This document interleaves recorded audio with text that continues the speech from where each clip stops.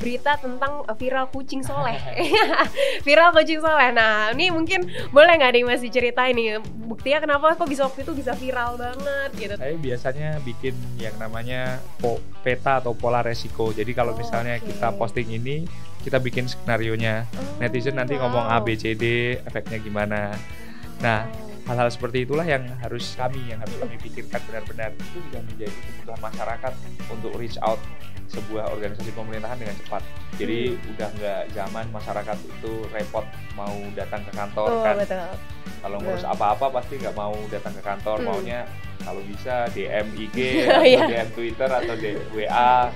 Min cek DM ya. Ya kayak gitu. Induk dari ilmu di sosial media atau mungkin digital marketing memang harus paham dulu copywritingnya seperti apa.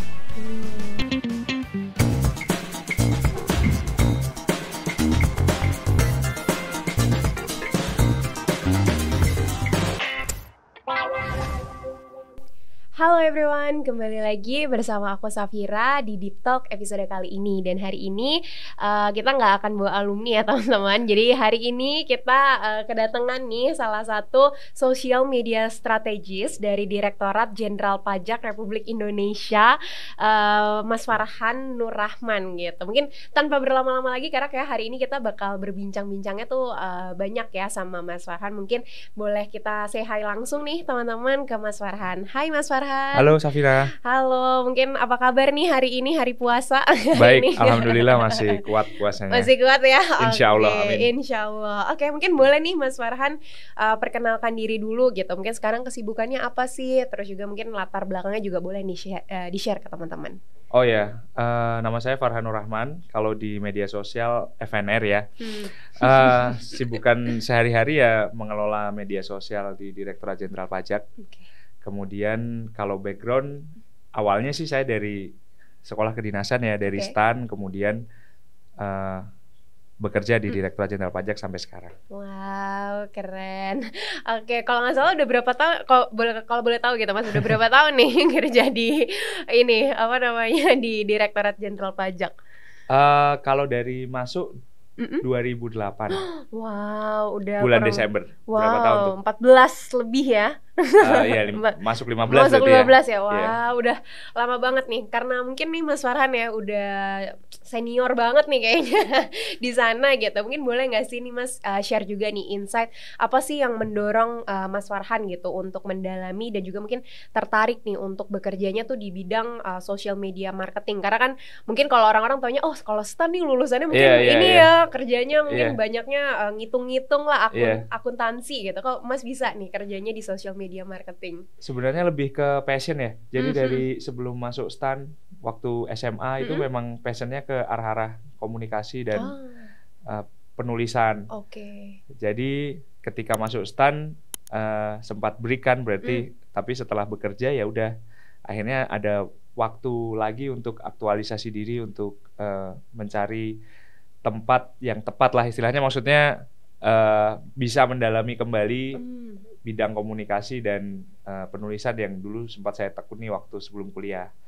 Jadi kira-kira begitu. Terus sebelumnya pada saat kerja itu memang sudah aktif juga punya blog sendiri. Waktu itu masih zaman blog ya. Kalau sekarang kan udah zamannya beda ya. Oh, ya Twitter gitu ya. Vlog, udah podcast. Nah, benar. Dulu sempat punya blog sendiri, sampai sekarang masih ada sih. Cuma memang sudah agak pasif. Terus aktif juga di media sosial. Terus dari situ kemudian pergaulannya memang ke teman-teman media sosial, teman-teman marketing, digital marketing begitu. Dari situlah akhirnya menemukan tempat di Direktorat Jenderal Pajak dan saya lihat jarang ya memang nggak hanya di tempat saya tapi mungkin juga di tempat yang lain kayak PNS itu kalau di pekerjaan kesehariannya atau dalam fungsi di organisasinya itu memang jarang yang menekuni full media sosial untuk pekerjaannya. Jadi seperti itu. Kalau saya kan memang ya sekalian udah kecemplung, sekalian aja ditekuni. Langsung ya, karena emang udah passion dari dulu ya Mas. Bener. Wow, keren. Berarti kan tadi emang awalnya di stan gitu ya, terus ternyata emang sebelumnya tuh udah ada passion gitu ya di bagian mungkin social media marketing. Dan mungkin kalau dari proses awalnya gitu ya Mas Farhan, boleh nggak sih dikasih tahu juga nih gimana akhirnya bisa berhasil gitu ya sampai sekarang nih jadi government social media strategist di institusi pemerintahan nasional, khususnya di Dirjen Pajak. Sebenarnya dulu kan belum zaman seperti sekarang. Bener. Ada kayak dibimbing. Betul. Sebenarnya lebih ke otodidak ya. Jadi lebih ke otodidak, terus kemudian belajar dari relasi ya, dari teman-teman, kemudian mengerjakan sendiri gimana sih caranya, ngelihat orang lain, benchmarking. Terus saya sempat karir break ya. Istri saya studi di Australia 2 tahun. Itu saya gunakan untuk mempertajam pendalaman saya di media sosial. Jadi waktu itu di Australia saya sempat ikut kursus ya, kursus media sosial di Australia. Ada 2 major yang saya ambil, sosial media marketing dan digital marketing memang. Oh, memang di sana ya? Di sana. Nah, terus setelah pulang kan dapat tambahan ilmu tuh, tapi memang konteks penggunaannya kan berbeda sekali. Betul. Iklim penggunaannya. Jadi belajar lagi di Indonesia. 2 tahun di Australia itu media sosial di Indonesia itu berkembangnya udah jauh banget, udah beda banget dari sebelum saya berangkat kan. Waktu pulang TikTok udah lagi. Udah tinggi lagi, terus Instagram Reels udah masif. Bener. Jadi kayak gitu tuh belajar lagi. Jadi apa yang saya dapatkan di Australia, saya uji lagi di Indonesia. Kira-kira gimana penerapannya ya gitu. Terus kan media sosial intinya kan trial and error terus. Kita nggak bisa justifikasi itu benar salah. Jadi proses belajarnya ya terus menerus. Nah, keren. Oh, berarti kalau 2 tahun di Australia itu tahun berapa Mas kalau boleh tahu berarti? 2019 sampai 2020 baru ya. Oh, baru berarti. Wow. Oke. Berarti baru baliknya lagi itu break karir 2022 itu baru 2021 baru balik lagi ke Dirjen Pajak ya berarti. Oh, wow. Oke, berarti kalau dari Mas Farhan juga boleh nggak sih Mas mungkin di-share nih job desk-nya ya kan. Sekarang jadi social media strategist gitu, apalagi di institusi pemerintahan kali ya, karena kan orang tuh kadang masih mungkin ya ada yang institusi pemerintahan apa sih gitu ya untuk media sosialnya. Mungkin kalau Mas apa aja sih kerjaannya yang mungkin nggak seperti yang orang bayangkan gitu. Jadi sebenarnya lebih ke ini ya, Safira, bagaimana kita merancang strategi komunikasi media sosialnya di tempat kami di Direktorat Jenderal Pajak. Jadi kita harus ngapain di media sosial, harus bikin konten seperti apa untuk memberikan informasi perpajakan, terus juga meningkatkan partisipasi masyarakat ya gitu-gitu sebenarnya. Tapi memang kalau di pemerintahan bedanya dengan startup atau swasta atau BUMN memang lebih terstruktur ya karena ada birokrasi. Betul. Jadi rentang untuk kalau di swasta, BUMN atau startup itu lebih fleksibel. Saya lihat ya, kalau di kami itu memang ada bahasa-bahasa atau ada gaya-gaya birokrasi yang memang masih harus tetap ada. Karena memang itu secara natural birokrasi memang seperti itu. Harus ada formal-formalnya juga. Jadi nggak bisa terlalu kaku, tapi juga nggak bisa terlalu loose juga. Betul. Oh, berarti Mas aku juga kepo deh. Kan kalau misalnya di sosial media tuh kayak pengennya kita membuat konten yang mungkin let's say viral atau mungkin yang kayak menarik para audiens gitu. Nah, kalau misalnya kan tadi ya banyak birokrasi, gimana sih mungkin dari Mas Farhan gitu bikin suasana yang nih up to date juga tapi ya in touch juga sama atasan tuh harus sesuai juga nih. Saya biasanya bikin yang namanya peta atau pola resiko. Jadi kalau misalnya kita posting ini, kita bikin skenarionya. Netizen nanti ngomong A, B, C, D, efeknya gimana. Nah, hal-hal seperti itulah yang harus kami pikirkan benar-benar. Karena kan kalau di pemerintahan itu kan kita akan melihat bagaimana acceptance dari masyarakat yang pertama, terus kemudian yang kedua acceptance dari internal sendiri, persepsinya bagaimana. Karena mungkin kalau dari pimpinan atau dari internal kami itu ada yang kurang setuju dengan kontennya atau konteksnya tidak masuk atau karena kami berhubungan dengan aturan, mungkin konteks aturannya tidak pas, nah itu harus direvisi juga kan. Nah, daripada kita melakukan revisi, lebih baik kita melakukan pemetaan resiko itu tadi. Jadi memang kalau di pemerintahan flow atau alur kontennya tidak bisa secepat di startup atau di swasta, karena memang harus memastikan banyak hal. Ini benar nggak kontennya, karena ya itu tadi aturan itu aturan harus sesuai dengan aturan. Mengalih bahasakan aturan itu pun tantangan tersendiri kan. Nggak bisa kita langsung mengubah bahasanya. Benar.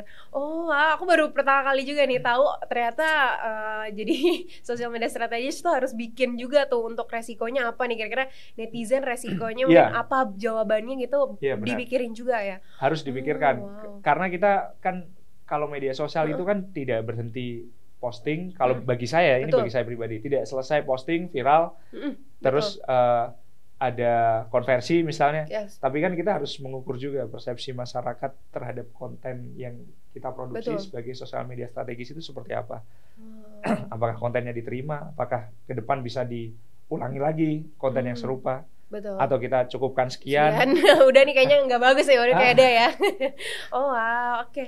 Berarti mungkin next question juga nih, Mas Farhan. Mungkin dari Mas Farhan sendiri gitu, insight-nya ya sebagai mungkin expert lah ya, udah 14 tahun gitu. Mungkin apa sih, kenapa sih mungkin ya krusial banget atau mungkin penting gitu ya buat peran media sosial khususnya bagi institusi pemerintah gitu. Mungkin apa sih yang sekiranya menjadi tujuan penting social media presence itu bagi institusi pemerintah? Kalau saya lihat ya, itu sudah menjadi kebutuhan masyarakat untuk reach out sebuah organisasi pemerintahan dengan cepat. Jadi udah nggak zaman masyarakat itu repot mau datang ke kantor kan. Kalau ngurus apa-apa pasti nggak mau datang ke kantor, maunya kalau bisa DM IG atau DM Twitter atau WA. Cek DM ya. Ya kayak gitu. Jadi memang selain soal social media presence itu yang terpenting ya, social media presence, corporate branding dan sebagainya, tapi lebih penting lagi karena kita entitasnya institusi pemerintah itu sebenarnya lebih ke pelayanan ya. Bagaimana kita bisa memberikan pelayanan publik ke masyarakat melalui media sosial itu tadi. Nah, itu sebenarnya hal utama yang kalau kami di Direktorat Jenderal Pajak itu kami utamakan. Jadi ada informasi, kemudian yang kedua pelayanan. Bagaimana kita memberikan, seharusnya kita ini in term of organisasi pemerintah ya, bagaimana sebuah organisasi pemerintah itu memberikan pelayanan kepada masyarakat melalui media sosial. Oke. Jadi itu top 2-nya ya, yang pertama ngasih informasi ke masyarakat, kedua itu pelayanan ya. Sekarang kan orang mungkin kalau nyari informasi pemerintahan atau kantor pemerintah buka nggak, tinggal lihat di Instagram buka jam berapa atau kita cek di Google Map atau bisa cek di Twitter atau WA gitu. Jadi kita berikan informasi dari yang basic sampai yang advance di social media. Wah, oke. Berarti kalau dari Mas Farhan mungkin boleh nggak sih di-share juga nih, mungkin apa sih yang menjadi strategi utama gitu yang dilakuin dalam mengelola akun sosial media khususnya di Dirjen Pajak gitu ya, untuk mencapai tujuan yang diinginkan itu? Kami bermula dari demografi ya. Yang kami lihat itu pertama dari demografi analitiknya audiens kami, karena kami pasti dari situ kan market kami paling besar bermain di mana sih. Ternyata setelah kami cek itu profil audiens kami ada di usia 18 sampai 35. Masih muda-muda. Iya, masih muda. Jadi dari situ kemudian kami merumuskan kira-kira personifikasi akunnya seperti apa, kemudian tampilan akunnya seperti apa, gaya, style, grafis, dan juga konten video itu seperti apa yang disukai oleh usia 18 sampai 35. Bisa dibilang sampai saat ini pola tersebut masih kami gunakan dan cukup berhasil ya. Karena banyak yang menganggap akun kami ini tidak seperti akun pemerintahan karena stylenya berbeda. Karena memang awalnya kan kita menganalisis marketnya ya memang kita main market di usia 18-35. Tidak mungkin kita memberikan konten-konten yang terlalu boomer misalnya atau terlalu anak muda juga tidak bisa, karena rentangnya memang sudah di situ. Hampir 73% dari audiens kami itu di usia 18-35. 73%. Ya. Wow. Jadi market terbesar kami di media sosial itu. Jadi kami memang menyasar market tersebut. I see. Jadi emang nyesuaiin juga ya sama ya, gaya, makanya harus tetap up to date. Yang Gen Z milenial gitu ya. Iya, benar-benar. Berarti mungkin kalau dari Mas Farhan juga tadi kan udah tahu nih gitu ya untuk mungkin audience presence-nya kayak gimana gitu lah ya, dan mungkin gimana sih nentuin target audience atau audience yang tepat dalam membuat konten gitu untuk di media sosial pemerintahan seperti Dirjen Pajak. Mungkin adakah selain tadi ya yang prioritasnya itu yang 18 sampai 35 ada lagi nggak gitu mungkin, atau misalnya kayak tempatnya nih yang di mana gitu kan, kalau di Instagram tuh ada ininya ya, atau cuman itu aja? Sebenarnya media sosial kan sudah menyediakan trending ya. Kita bisa ukur dari trending aja. Jadi kami biasanya mengukur ya. Tapi kan setiap platform media sosial trendingnya berbeda-beda.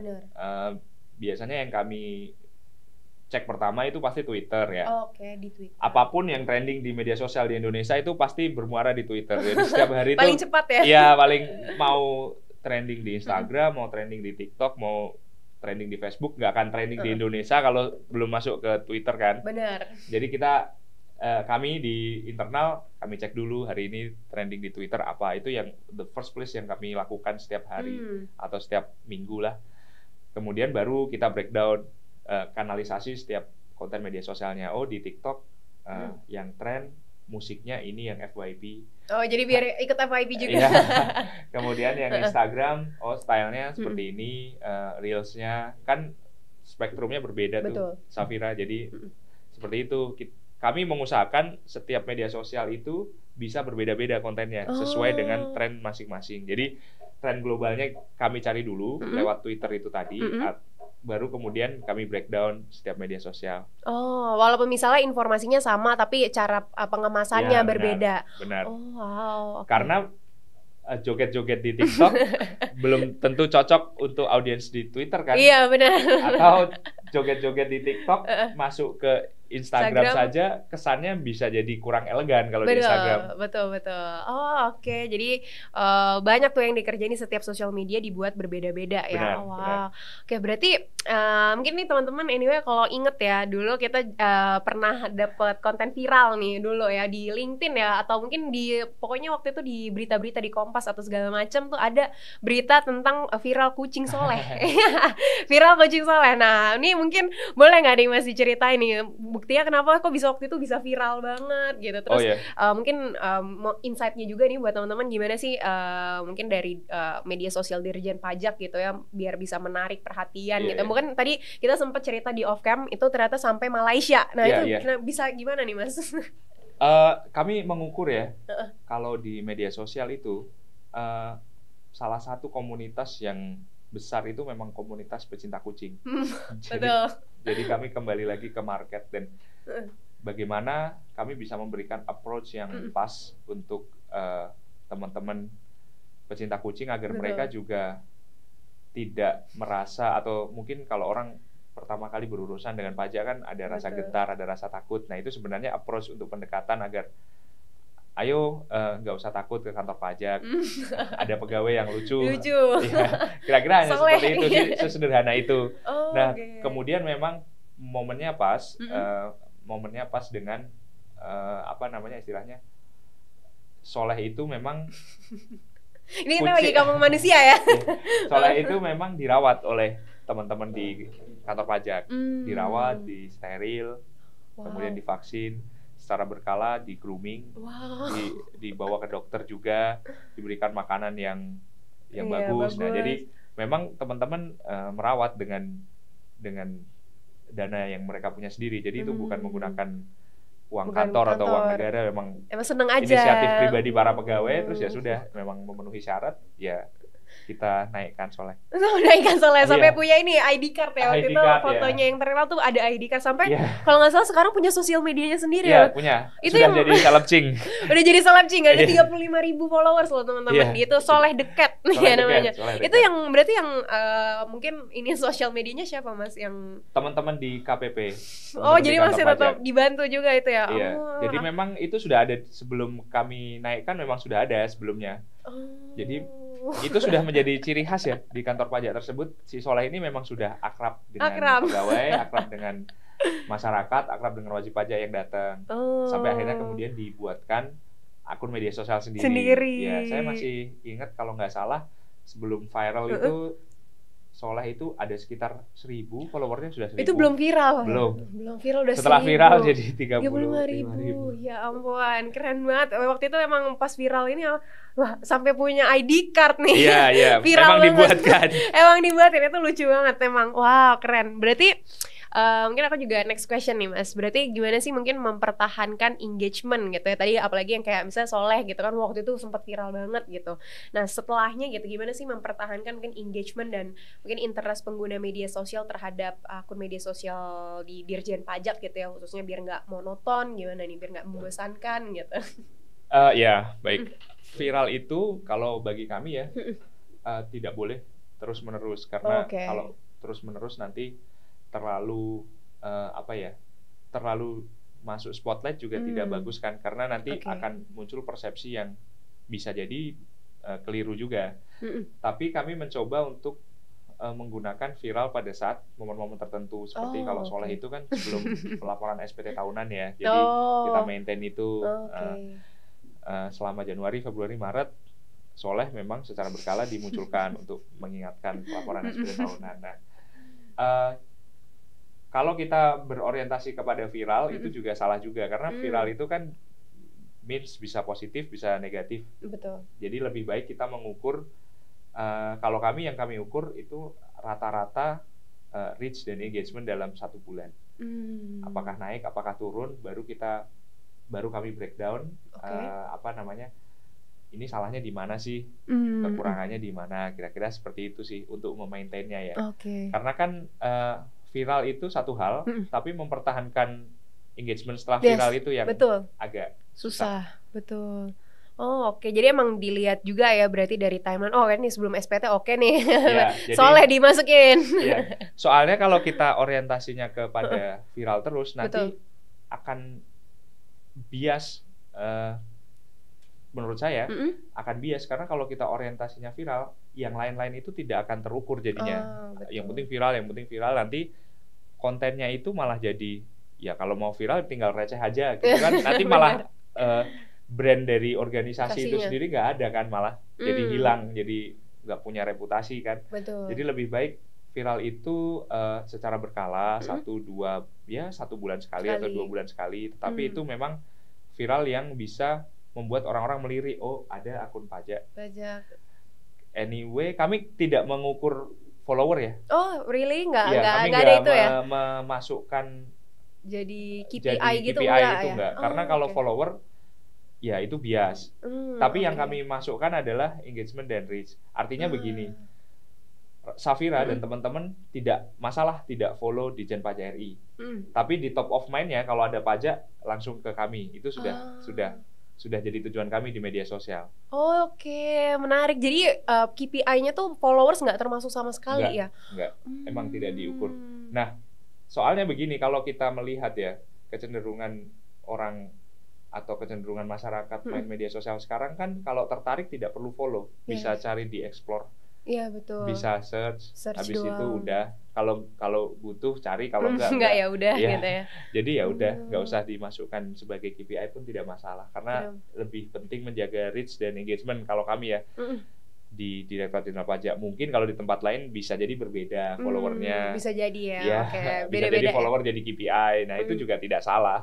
Dan memang itu juga bisa jadi pengukuran kan. Tapi khusus untuk kami memang tidak mengkategorikan follower sebagai KPI utama. Tapi engagement tadi itu engagement dan reach. Angka engagement dan reach. Karena asumsi kami kalau engagementnya bagus, reach-nya bagus, otomatis follower juga akan mengikuti sendiri.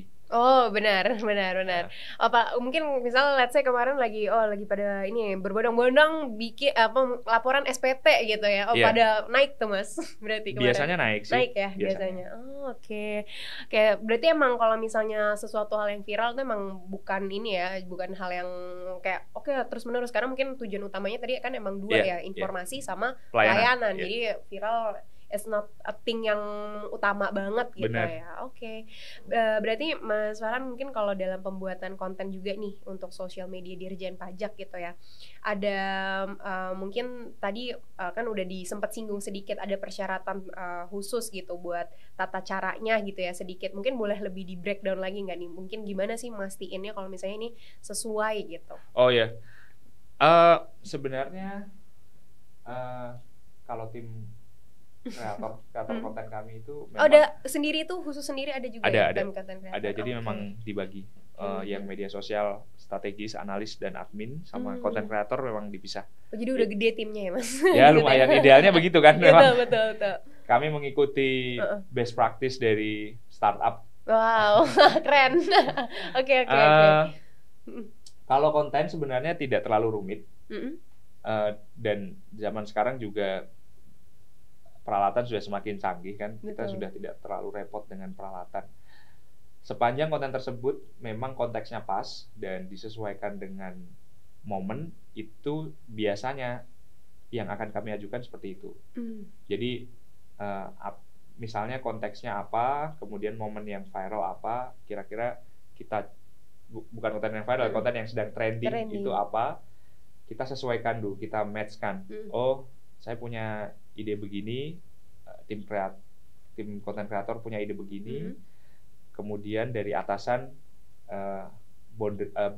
batasannya begini. Nah, kita gabungkan, baru kita buat konten.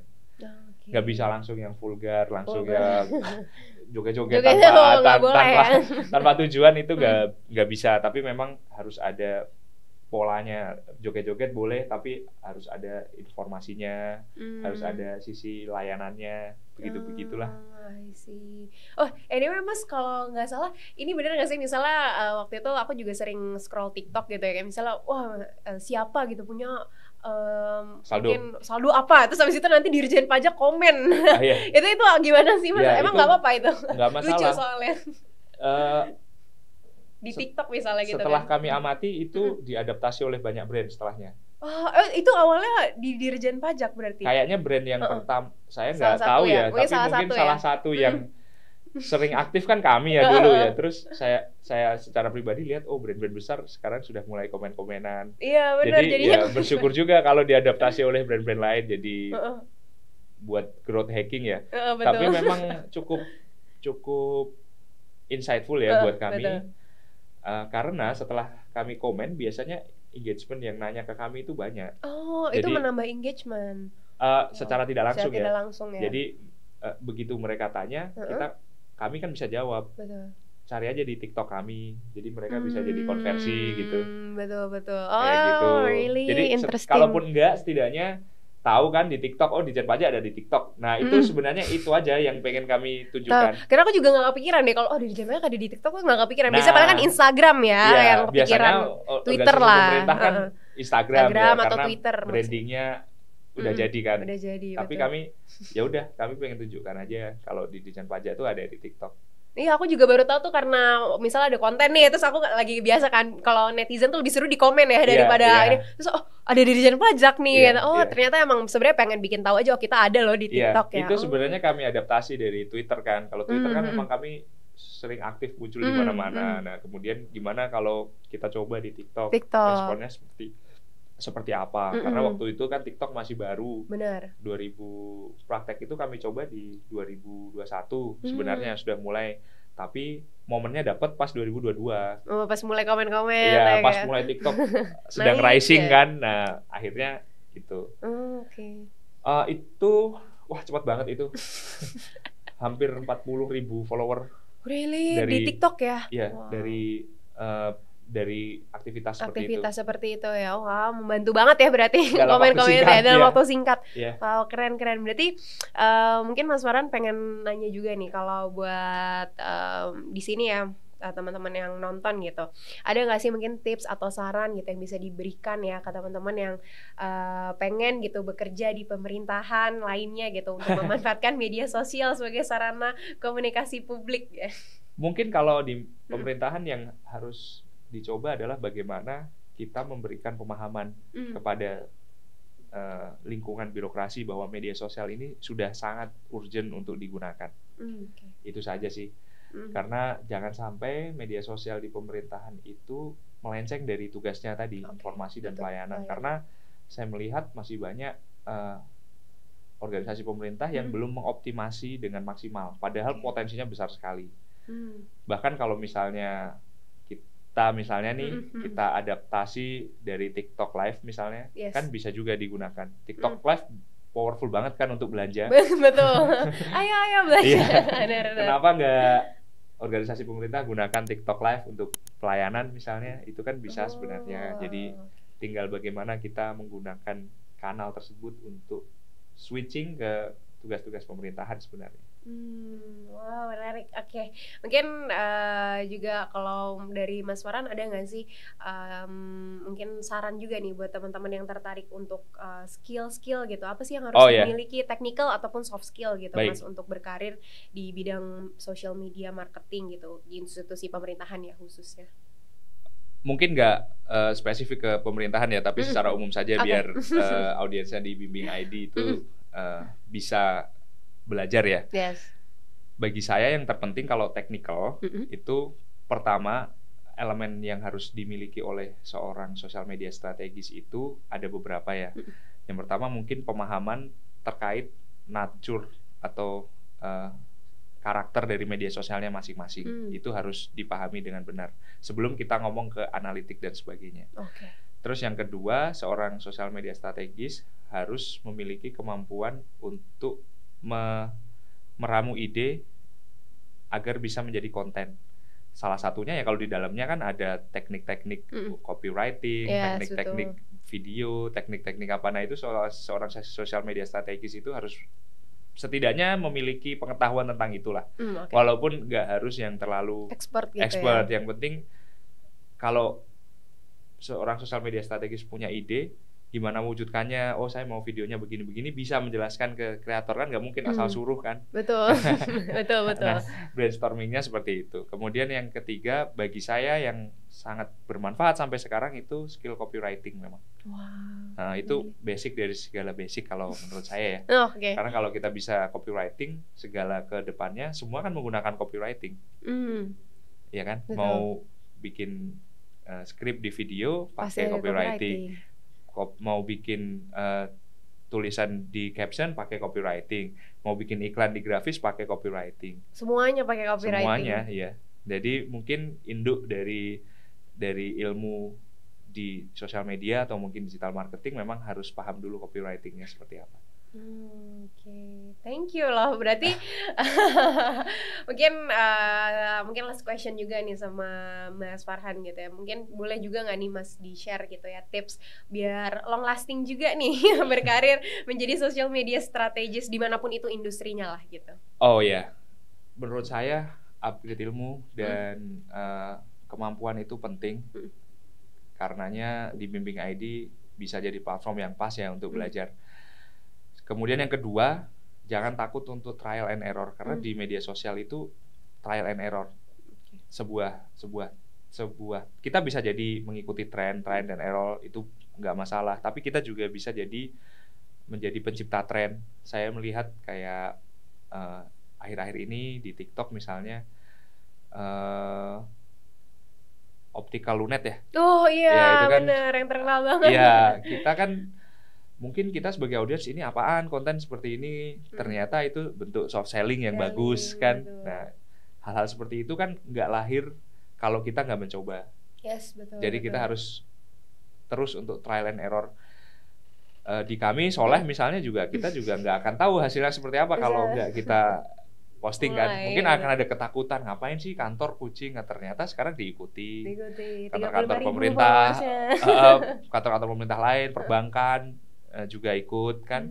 Nah itu kan menjadi tren yang bagus. Dan kalau kita bisa menciptakan tren, kemudian bisa diadaptasi oleh orang lain atau oleh organisasi lain atau mungkin oleh perusahaan lain, itu bagi kami udah merupakan sebuah, ya alhamdulillah kita bisa memberikan sesuatu yang positif untuk landscape media sosial di Indonesia. Wah, oke, keren. Thank you loh nih Mas Farhan. Hari ini kita insight-nya banyak banget ya, karena Malu. biasanya karena biasanya kita ini Mas, biasanya emang kalau yang kita undang tuh rata-rata emang oke kerjanya di startup atau mungkin ya industri yang non pemerintah gitu. Nah, jadi makanya banyak insight baru tadi yang kayak aku denger baru pertama kali juga, rata-rata nggak ada sih yang pernah ngomong tentang tadi ya. Oke, kita cari ininya, kira-kira pro and cons-nya apa nih sebelum bikin konten. Kira-kira audiens bakal apa ya jawabannya tuh kayak rata-rata sih ya udah oke kita bikin konten kayak viral nih ya oke let's just post it gitu kan. Tapi kalau ternyata di pemerintah tuh kayak gitu. Jadi menarik banget ilmu-ilmu hari ini ya teman-teman gitu. Mungkin terima kasih loh. Terima kasih juga nih Mas Farhan. Mungkin boleh ada closing statement kah mungkin bagi teman-teman yang lagi belajar gitu mungkin jadi social media strategis. Satu hal di sosial media itu berkembang terus. Mulai dari algoritma yang berubah terus setiap bulan ada perubahan mungkin ya. Terus tren yang berubah terus, penerimaan yang berubah terus, karakter audiens yang berubah terus. Jadi kalau saya melihat dan mungkin bagi teman-teman yang ingin belajar media sosial, tidak ada benar dan salah di media sosial sampai kita mencoba pola tersebut. Jadi kita nggak bisa justifikasi TikTok dulu joget-joget orang apaan sih joget-joget ya gitu. Sekarang semua joget-joget. Sekarang joget-joget dianggap hal yang umum dan wajar kan. Nah jadi kan memang nggak ada benar dan salah. Yang ada tepat atau tidak tepat kalau menurut saya. Kita harus bisa terus untuk mengukur sesuai nggak kontennya, pas nggak, cocok nggak. Kalau cocok lanjutkan, kalau nggak cocok tinggalkan, dan harus berani trial and error tadi sebenarnya. Oke, thank you Mas Farhan, thank you banget juga nih buat teman-teman yang udah nonton sampai akhir. Jadi jangan lupa teman-teman mungkin tadi ya pesannya kalau misalnya emang pengen nih jadi social media strategis gitu ya, jangan lupa untuk pemahaman tadi ya, let's say karakter dari media sosialnya masing-masing itu beda, bisa di TikTok beda, di Instagram beda, di Twitter beda, ataupun dimanapun itu beda. Dan mungkin teman-teman juga di sini bisa nih untuk kemampuan idenya itu untuk menjadi konten tuh gimana gitu, karena mungkin sebenarnya everything can be a content gitu ya Mas, betul kan? Tapi gimana cara kita mungkin meramu idenya itu. Dan teman-teman juga mungkin kalau misalnya pengen gitu belajar kayak Mas Farhan, bisa dari awalnya otodidak ya, awalnya otodidak terus akhirnya lama-lama sekarang bisa jadi social media strategis selama 14 udah kerjanya 14 tahun mungkin itu udah campur-campur ya. Campur-campur tuh pasti ya, tapi akhirnya sekarang jadi social media strategis. Mungkin teman-teman juga bisa ngikutin kalau pengen awalnya otodidak dulu, atau mungkin nanti nonton video misalnya nanti cari-cari di YouTube gimana nih misalnya cara untuk copywriting, atau mungkin nantinya kalau teman pengen upgrade ilmu lagi misalnya let's say pengen ikut bootcamp gitu kayak di Bimbing gitu, itu juga bisa banget teman-teman gitu. Mungkin itu ya hari ini. Thank you banget nih untuk Mas Farhan untuk segala insight-nya dari ini ya institusi pemerintahan, karena kayaknya ini baru salah satu yang pertama juga nih dari di Bimbing gitu. So thank you teman-teman udah nonton. Kalau misalnya mau cek di Bimbing itu bisa ke website kita @dibimbing.id, dan kalau mau tanya-tanya nanti juga ada tombol WhatsApp di website kita. Thank you teman-teman. Bye-bye. Terima kasih.